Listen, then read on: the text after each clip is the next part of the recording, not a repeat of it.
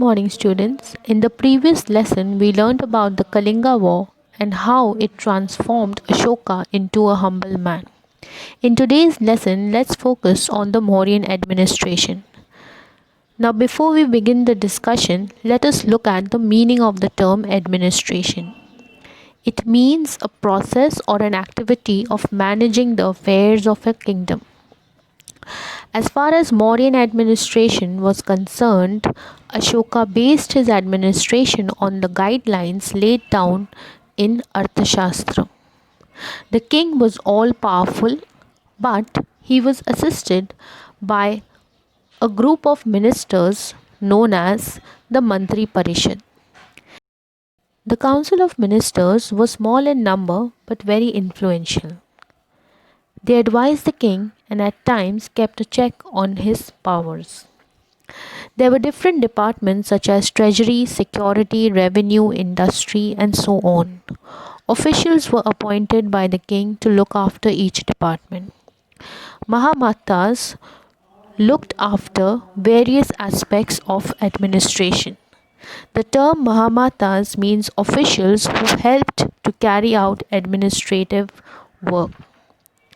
An interesting feature of the Mauryan administration was the espionage system. A vast network of spies worked for both internal and external security. The spies or the secret agents kept the king informed about the conduct of the officials. In this way, Emperor Ashoka became alert and took necessary actions to prevent any kind of danger in his kingdom. Emperor Ashoka treated his people as his children. He looked after the welfare of his people.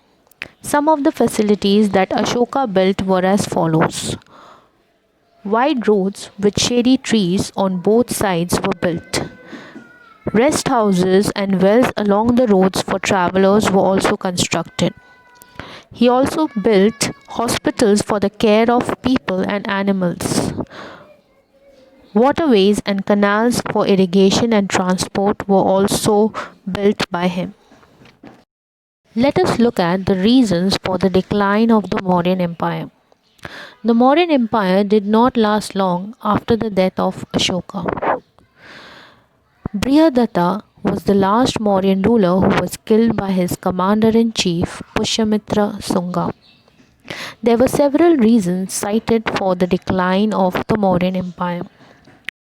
The successors of Ashoka were weak, hence the provincial governors began to declare their independence. They refused to obey the commands and orders of the king.